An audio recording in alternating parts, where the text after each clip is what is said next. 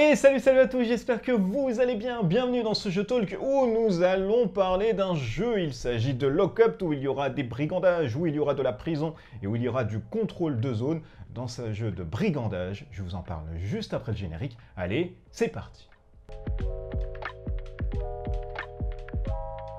En préambule de cette vidéo, j'aimerais encore une fois vous remercier. Je vous remercie à chaque fois, c'est pas encore une fois. Je vous remercie tout le temps puisque vous êtes de plus en plus nombreux à utiliser les liens Philibert qui permettent d'augmenter la cagnotte, que vous achetez des paquets de sleeves, que vous achetez des pots de peinture ou des petits pinceaux. Vous passez commande, c'est sympa. Merci encore une fois. Moi, je vois à chaque fois le tracking. Vous êtes géniaux les gars, merci, vous augmentez un peu la cagnotte de la chose, c'est grâce à vous que ça augmente. Merci infiniment. Lock Up est le tout dernier jeu de Stanislav Kordonski. Je suis obligé de voir bien sur mes fiches puisque j'avais oublié ce nom de l'auteur. Un jeu de 1 jusqu'à 5 joueurs pour des parties qui avoisinent à peu près les 90 minutes. C'est un jeu de placement d'ouvriers, mais vous allez voir, ça combine aussi zone d'influence, contrôle de zone. Vous allez voir qu'il y a plein de trucs qui se combinent assez habilement à l'intérieur. C'est un jeu que vous pouvez retrouver chez Thunderworks Games, distribué chez Intrafin Games en français. Ça va valoir, je pense, une 50aine d'euros et ça devrait sortir là courant octobre. Le pitch un peu de Lock Up. Vous êtes dans l'univers de Roleplayer, pour ceux qui connaîtraient un tout petit peu cette saga. Ici, on est dans cet univers. Mais là, au lieu de jouer des héros, vous allez jouer des brigands. Et oui, les célèbres clans qui sont faits emprisonner par le roi et du coup qui vont essayer de s'échapper. Mais on ne s'échappe pas comme ça du roi, et non, surtout dans sa prélule hautement fortifiée. Vous allez avoir 6 tours de jeu, ça correspond à 6 semaines où le roi va revenir de sa campagne. Il est tellement clément que quand il revient, il offre l'opportunité à un clan de brigands de gagner sa liberté dans un combat final. Mais avant d'être choisi, bien évidemment, il faudra sortir du lot dans les cellules pour être pioché par le roi. Et celui qui a le plus de points de victoire, il gagne directement le bénéfice d'être libre par le roi. Mais encore une fois, faut-il qu'il réussisse son duel final. Allez, on se fait un petit focus là-dessus. Voici ce que propose une boîte de Lock Up. Je le rappelle, un jeu de chez Thunderworks Games, distribué par Intrafin Games en français. Vous allez avoir différents clans, donc chaque joueur jusqu'à 5 vont récupérer un clan. Le plateau de jeu est recto verso. 1 à 2 joueurs, j'ai utilisé celui-ci puisqu'on peut jouer en solo. Et 3 et 5, on va utiliser l'autre face du jeu. Vous allez ici avoir le plan de la prison, à savoir la bibliothèque, les égouts, la pharmacie, la forge, l'intendance, le gymnase, le réfectoire et les cellules. Ce sont les zones où vous allez pouvoir positionner vos petits brigands dans le clan qui ont à chaque fois soit une icône caractéristique, ou alors un petit numéro. Et ce numéro, vous allez voir, il prend tout son sens quand vous allez placer, bien évidemment, les brigands autour de la table. Ici, vous avez le compteur de la couronne, ça représente les 6 tours de jeu, puisque le jeu s'arrête directement à 6 tours. Celui qui aura fait le plus de points de victoire sera déclaré vainqueur et sera choisi bien évidemment par le roi. Vous allez pouvoir réussir des cartes de succès, celles qui vont vous permettre d'être leader et qui vont se passer d'un joueur qui soit leader ou pas du tout, donc cette carte va changer. Des cartes immédiates qui vont vous permettre de gagner dès que vous allez faire l'effet, et des cartes de fin de partie qui vont vous permettre de gagner tout ceci en fin de partie. À son tour de jeu, qu'est-ce qu'on doit faire? Il y a plein de choses à faire durant une manche. Il y a 3 phases. La phase de préparation, où vous allez à tour de rôle jouer vos petits clans ici qui se trouvent ici. Sur une zone, attention toutefois, vous avez 2 prérequis. Le premier étant, vous pouvez jouer jusqu'à 2 petits clans comme ça, face cachée. Et le deuxième prérequis, c'est que dès que vous avez joué sur une zone face cachée ou alors face découverte, je peux très bien faire ça aussi, mettre 2 zones ici. Par contre, mon adversaire va voir que j'ai une puissance ici de 8. Par contre, le deuxième prérequis, c'est dès lors que j'ai joué sur un lieu, je ne peux pas revenir dans ce lieu à mon prochain tour. Donc voilà, le joueur bleu, par exemple, a mis ici 2 personnes. On va ensuite prendre, par exemple, le joueur insectoïde qui va mettre une personne ici face cachée. Revient ensuite le tour du gobelin qui va mettre par exemple quelqu'un ici dans la forge avec une autre personne et avec, soyons fous, cette personne-ci. Ici, nous allons venir avec pareil 3 autres, voilà, petit hop, démon, hop, là-dessus, puisqu'on veut égaler un tout petit peu la force.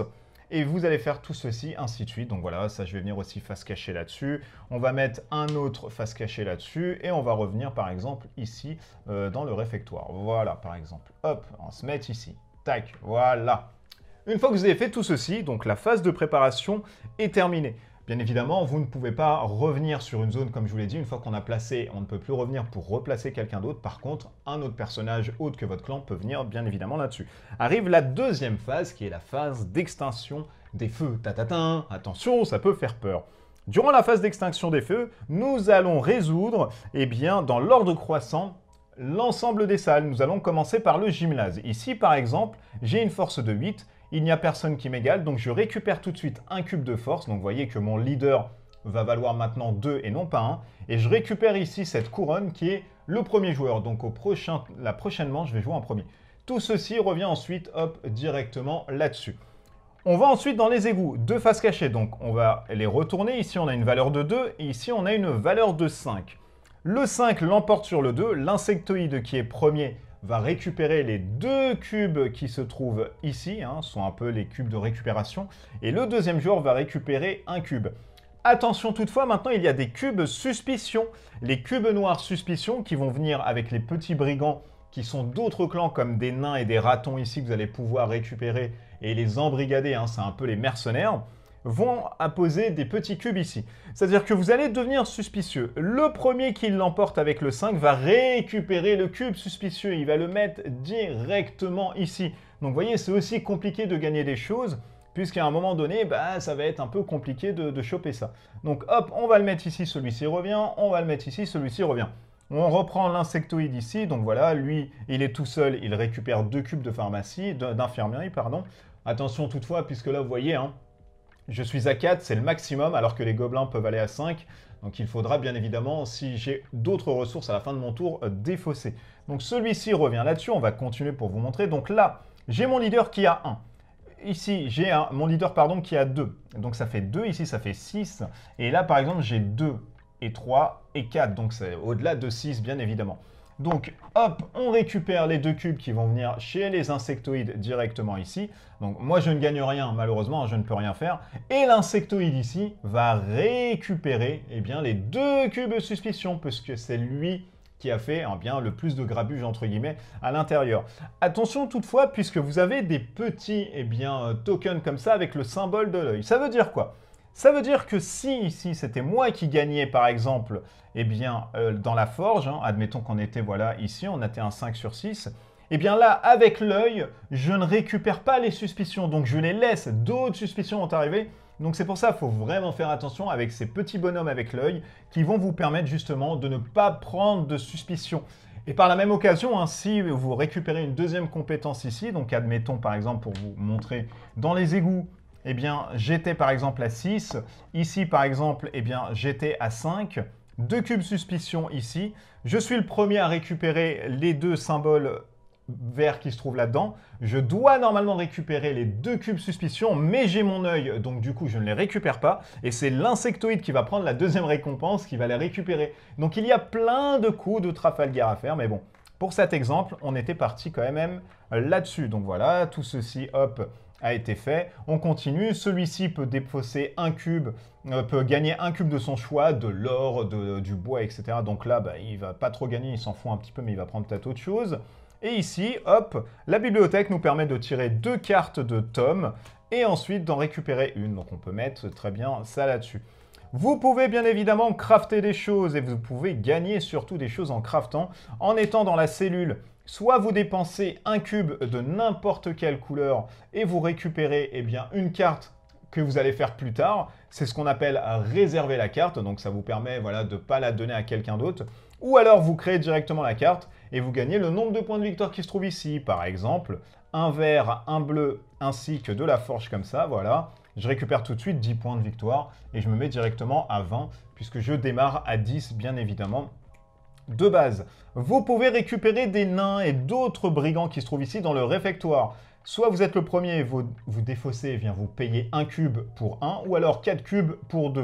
Donc vous voyez, je peux récupérer par exemple un nain qui se trouve ici. Le nain va me donner par exemple un livre supplémentaire que je vais piocher. D'autres vont me donner par exemple des cubes supplémentaires. D'autres vont me permettre de redonner de la suspicion supplémentaire aux autres, etc. Donc il y a plein de coups de Trafalgar à faire. Une fois que la phase d'extinction des feux infini directement. Les traînards qui se trouvent, alors les traînards, quand on dit les traînards, c'est ceux qui n'ont pas réussi à avoir des récompenses, se mettent directement dans la bibliothèque qui vont s'additionner pour récupérer bien évidemment des choses. Donc ça c'est vrai que je ne vous l'ai pas montré, mais je vous le montre ici. Vous collectez les récompenses, vous déplacez les traînards à la bibliothèque, etc., etc. Donc le cube, on le gagne bien évidemment à la fin. Là, c'était pour vous montrer que vous pouviez augmenter la force de votre leader.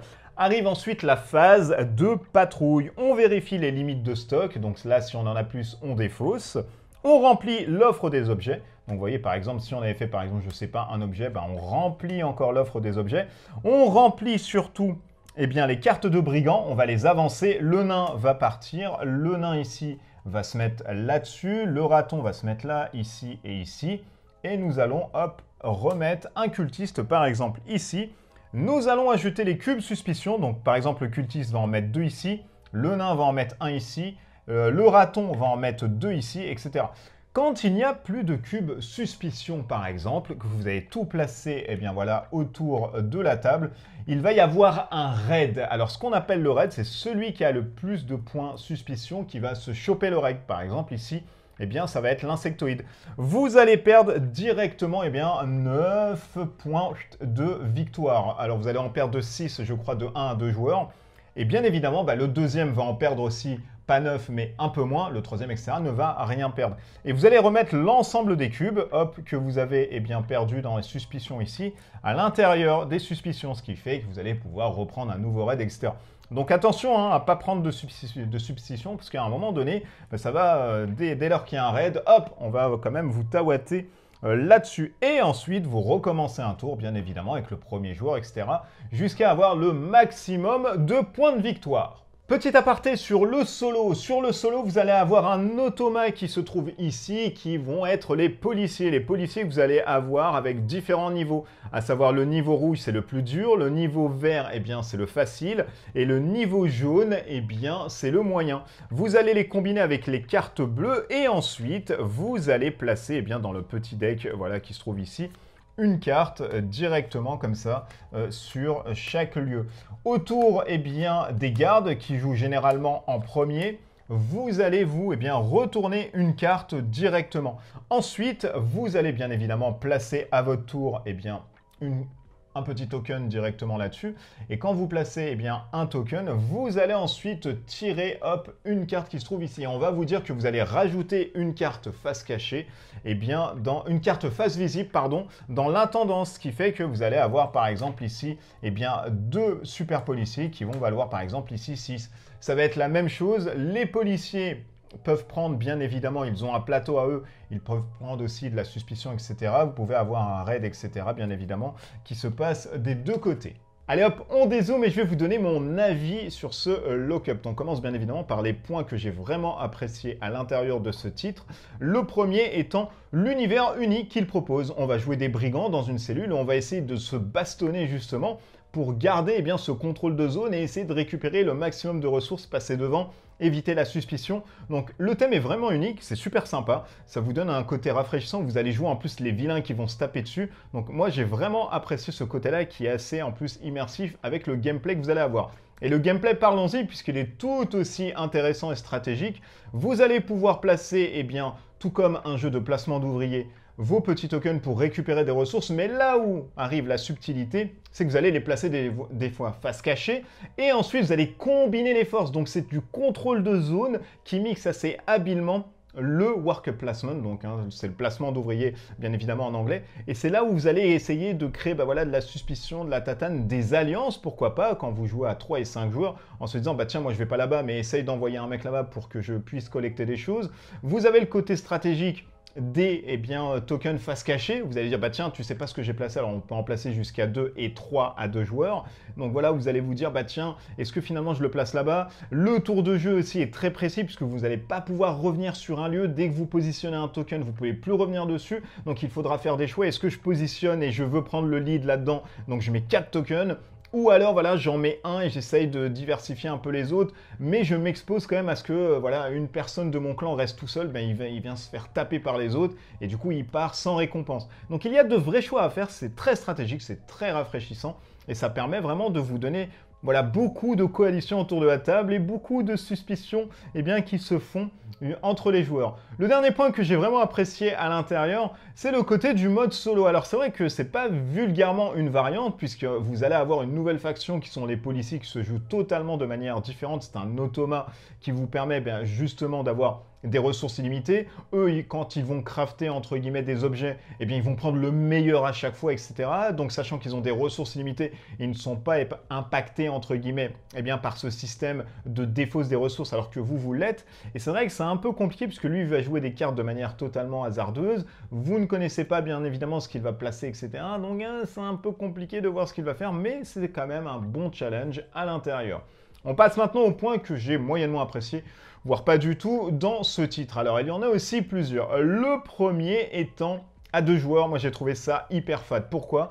Parce que vous savez grosso modo ce que l'autre va placer. Vous voyez grosso modo où le mec va aller et vous vous dites, ok, là-bas, il a mis 3 tokens, j'ai pas envie d'y aller, c'est mort pour moi ce tour-ci, je vais peut-être aller dans le gymnase, récupérer le premier joueur et au prochain tour, moi, je vais prendre le lead là-bas. Donc voilà, il n'y a plus tellement cette part de suspicion, j'ai trouvé ça très fade et j'ai l'impression qu'à 3 et 4 joueurs, d'ailleurs ça a été, je pense, designé à 3 et 4 joueurs pour avoir toute cette effervescence autour de la table, tout ce système de coalition, tout ce système de coups de Trafalgar qui peuvent se mettre en place, tout ce système de traîtrise aussi qui peut avoir, bah tiens, tu viens là à 2, ben moi je viens là à 3, allez, qu'est-ce qui se passe? Tu m'as volé le cube d'avant. Donc voilà, ce côté-là à 2, on ne l'a pas. Et on ne se marche pas tellement sur les pieds. Et c'est vrai que c'est dommage, puisque c'est un jeu qui se veut vraiment, on va dire, d'affrontement, de contrôle. Et à 2, bah, on ne se contrôle pas tellement, à part si vraiment on veut le réfectoire pour recruter un brigand qui nous attire. Voilà, on va tous aller dedans. Mais voilà, j'ai trouvé ça hyper fade et pas tellement bon à 2 joueurs. L'autre point négatif que j'ai trouvé à l'intérieur, c'est le mode raid. Alors, moi, le mode raid, il est très sympa en soi. Quand je l'ai découvert, je fais « Ah ouais, c'est sympa ». Donc, la suspicion, faut pas trop en prendre parce que, bah voilà, il offre plein de choses assez intéressantes dans le gameplay, très novateur pour moi et j'ai trouvé ça hyper sympa. Mais le raid, pour moi, je me suis dit « Tiens, normalement, un raid, quand les flics descendent, entre guillemets, chez vous, etc., il récupère toutes les affaires et il fout tout en paperasse. Là, vous perdez uniquement des points de victoire.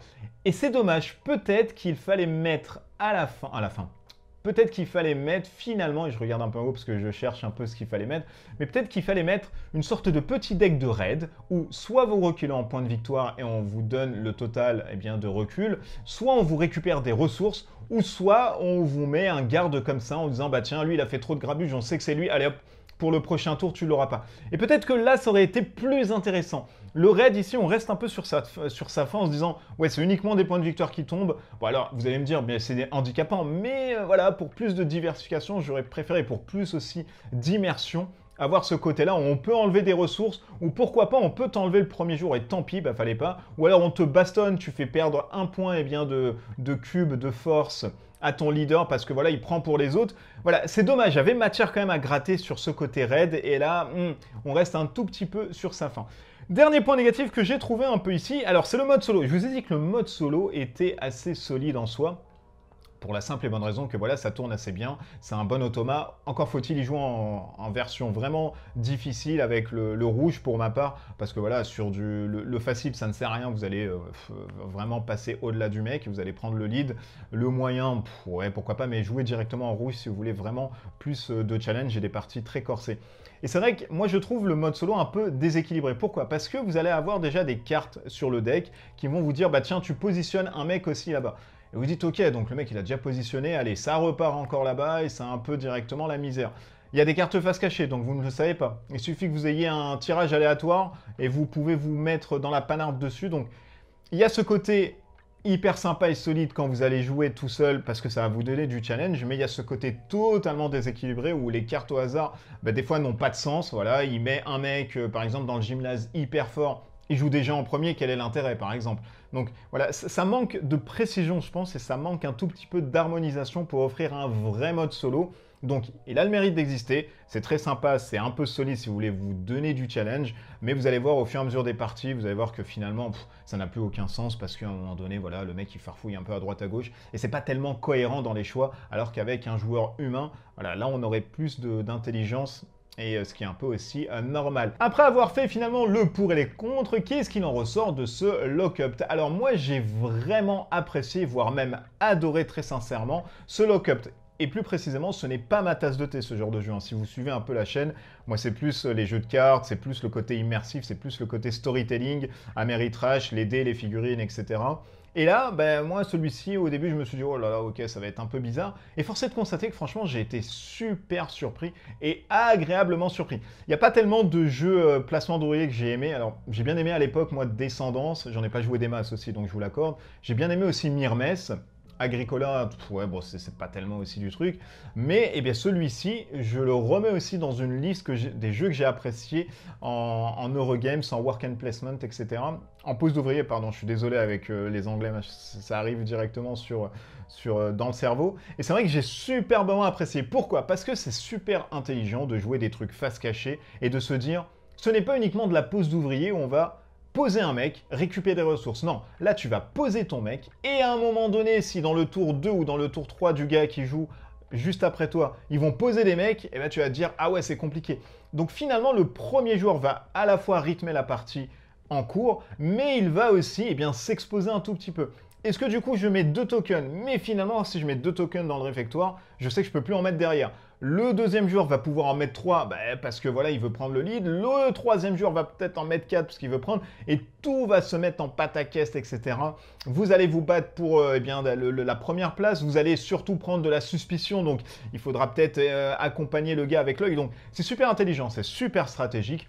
Le thème est vraiment très sympa. Moi, j'aime bien voilà, ce côté où on joue des brigands, on se tape dessus dans la cellule, hop, on revient dans la cellule, il y a des flics qui arrivent, le raid, bam, bam, bam, on se fait taper dessus, on recule. Donc, c'est très sympa. Il y a plein de trucs novateurs. Il n'en demeure pas moins eh bien, avec des points négatifs que j'ai trouvé moi à l'intérieur en mon sens. Le mode raid qui est pas tellement théâtralisé à souhait. Le mode solo qui a le mérite d'exister mais finalement qui est un peu en dents de scie au fur et à mesure des parties que vous allez faire. Et un jeu ici à 2 joueurs qui n'est vraiment pas optimisé. On va perdre un peu l'essence et on va passer à côté à mon sens du jeu. Il faudra vraiment privilégier le 3 ou le maximum de joueurs pour avoir eh bien, la totalité de sensations que propose ce lock-up. Mais vous pouvez y aller sans problème, les yeux fermés, allez-y comme ça, si vous aimez ce genre de jeu. Voilà, ce lock-up et cette review est finie. J'espère qu'elle vous aura plu. N'hésitez pas à mettre en commentaire si vous avez d'autres questions, je pourrais y répondre.